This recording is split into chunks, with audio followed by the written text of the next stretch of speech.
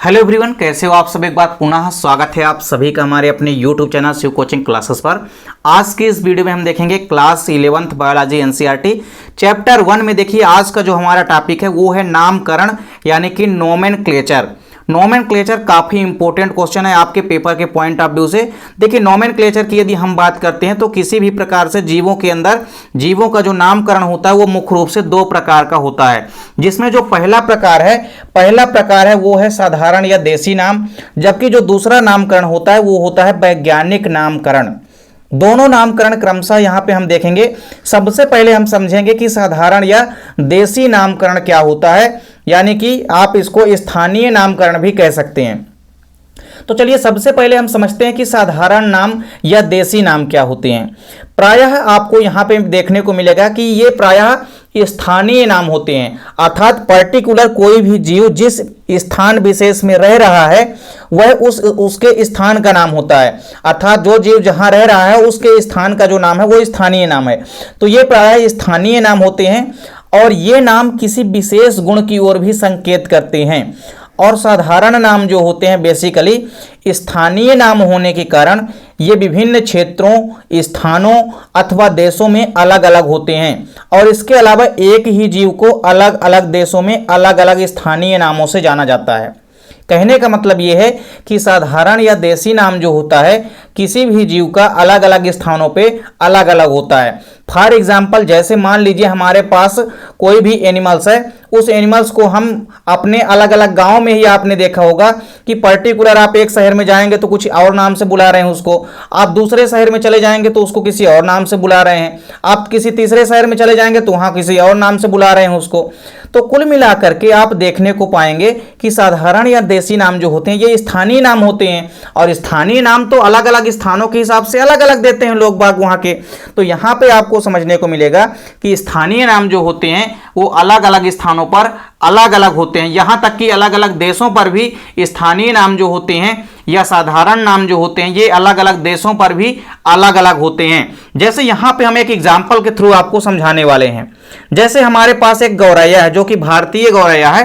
देखिए भारतीय गौरैया जो पक्षी होती है बेसिकली इसका वैज्ञानिक नाम होता है पैंसा डोमेस्टिका, लेकिन आपको यहाँ पे पहले साधारण नाम की परिभाषा समझनी है।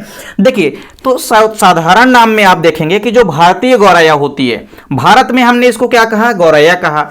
अब जैसे ही इस गौरैया की बात आएगी तो गौरैया को इंग्लैंड में हम हाउस स्पैरो कहते हैं, जबकि स्पेन में इसको पार्डुल कहा जाता है। इसके अलावा हॉलैंड में इसे क्या कहा जाता है, मूस कहा जाता है और जापान में इसे सुजुन के नाम से जाना जाता है।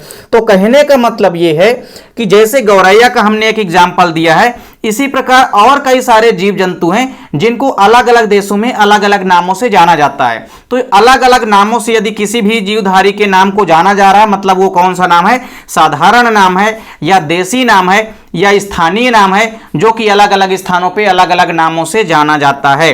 तो कहने का मतलब ये है कि साधारण या देसी नाम जो होते हैं ये प्रायः स्थानीय नाम होते हैं और अलग अलग स्थानों पर, अलग अलग शहरों पर या अलग अलग राज्यों पर या अलग अलग देशों में स्थानीय नाम जो होते हैं वो एक ही जीव के अलग अलग हो सकते हैं। तो यदि भारत में पाई जाने वाली गौरैया जो है उसको आपने एक एग्जाम्पल के माध्यम से देखा कि अलग अलग देशों में उसे हम अलग अलग स्थानीय नामों से जानते हैं। सेम उसी प्रकार आप पाएंगे यहाँ पे कि और कई सारे एग्जाम्पल आप देख सकते हैं। आप आसानी से अपने आसपास भी देख सकते हैं कि आपके गांव में कुछ और नाम से बुलाया जा रहा है, आप दूसरे शहर में जाएंगे तो उस जीव को किसी पर्टिकुलर दूसरे नाम से बुलाया जाएगा। इसके अलावा एक चीज और आपको ध्यान में रखनी है कि यदि साधारण या देसी नाम है तो कभी कभी क्या होता है कि अलग अलग जंतुओं के लिए एक ही नाम प्रयोग कर दिया जाता है। कभी कभी यह भी आपको देखने को मिलता है कि जीव तो हमारे पास अलग अलग रहेंगे, यानी जंतु तो अलग अलग दो जंतु हैं, लेकिन उन दोनों जंतुओं के लिए एक ही नाम का यूज कर दिया जाता है। जैसे मान लीजिए दो बालक आपस में खड़े हैं, उन दोनों के लिए यदि हम एक ही नाम प्रयुक्त कर दें तो उसी प्रकार से यदि आपस में दो जंतु हैं उनके लिए कभी कभी एक ही नाम प्रयुक्त कर दिया जाता है। इसका एग्जाम्पल है एक हमारे पास, जैसे जो अर्थवर्म है, अर्थवर्म और एस्केरिस दोनों के लिए एक ही नाम प्रयोग किया जाता है, केचुआ। तो एस्कैरिस को भी हम केचुआ कहते हैं और अर्थवर्म को भी हम क्या कहते हैं, केचुआ कहते हैं। तो दोनों के लिए हम केचुआ टर्म यूज करते हैं, जबकि दोनों के नाम, दोनों जीव जो है अलग अलग है। अर्थवर्म अलग है, एस्कैरिस जीव अलग है। हाँ, देखने में इनकी संरचना जरूर आपको, इनकी जो मार्फोलॉजी है यानी जो आकार की है वो आपको सिमिलरिटी नजर आएगी, लेकिन ये दोनों अलग अलग जीव होते हैं। तो अर्थवर्म व एस्कैरिस जो होते हैं, इन दोनों के लिए एक ही नाम प्रयोग किया जाता है, केचुआ। तो ये आपको याद रखना है। इन्हीं कारणों के चलते किसी जीव के लिए एक ऐसे नाम की आवश्यकता उत्पन्न होती है जिससे कि उसे संपूर्ण विश्व में एक ही वैज्ञानिक नाम से आसानी से जाना जा सके। देखिए, अब इसके बाद ऐसे में समस्या क्या उत्पन्न हो गई, जैसे साधारण या देसी नाम क्या थे कि अलग अलग स्थानों पे अलग अलग थे। जैसे मान लीजिए हमने गौरैया का एग्जाम्पल दिया, तो गौरैया के संबंध में यदि मान लीजिए आपको किसी प्रकार से सर्चिंग लाइन में जाना है, तो आप इसके संबंध में यदि आप किसी दूसरे देश में गए, जैसे आप इंग्लैंड में गए, अब आप इंग्लैंड में जाके यदि बोलेंगे कि हमको गौरैया के ऊपर सर्च करना है, तो वहां के लोग तो कुछ समझ ही नहीं पाएंगे कुछ। इसलिए आपको यहां पे ध्यान में रखना है कि इसीलिए फिर एक ऐसे नामकरण की आवश्यकता पड़ी जिस नाम से किसी एक पर्टिकुलर जीव को हम कहीं भी चले जाएं उसको एक ही नाम से जाना जाए। तो फिर आगे चल के किसी एक ऐसे नाम की आवश्यकता पड़ी। इसी के चलते आगे फिर आया वैज्ञानिक नाम। तो अब इसके बाद हम समझते हैं वैज्ञानिक नाम क्या है। तो साधारण या देसी नाम आपको समझ में आ गया होगा कि ये साधारण या देसी नाम प्रायः स्थानीय नाम होते हैं और स्थानीय क्षेत्रों में अलग अलग स्थानों में रहने के कारण अलग अलग नामों से अलग अलग स्थानों पे इनको जाना जाता है। साथ ही साथ आपको यह भी याद रखना है कि बहुत सारे ऐसे एनिमल्स होते हैं कि आपस में तो एनिमल्स अलग अलग हैं लेकिन उनके लिए एक ही वर्ड यूज किया जाता है। तो दोनों चीजें आपको समझ में यहां पे आ गई होगी। इसके बाद हम बात करते हैं वैज्ञानिक नाम की, यानी कि साइंटिफिक नेम की। साइंटिफिक नेम की यदि हम बात करते हैं तो देखिए, जब कोई भी वर्ग की विज्ञान, अर्थात आप ये कह सकते हैं कि कोई भी यदि साइंटिस्ट किसी जंतु समूह की पहचान करता है तो वह पहचान करके उसका वर्णन करता है। तो वर्णन करता है तो वह सबसे पहले उस जंतु को एक उचित वैज्ञानिक नाम देता है और उसी एक वैज्ञानिक नाम से ही वह जंतु सब जगह संसार के चाहे किसी भी भाग में चले जाएंगे आप, उसी नाम से जाना जाएगा। अर्थात जो वैज्ञानिक नाम होता है वो संसार के किसी भी क्षेत्र में चले जाएंगे आप, वैज्ञानिक नाम का भी परिवर्तन नहीं होगा। अलग अलग जगहों पे कहीं भी चले जाएंगे, वैज्ञानिक नामकरण किसी पर्टिकुलर एक जीव का वैज्ञानिक नाम एक ही होगा।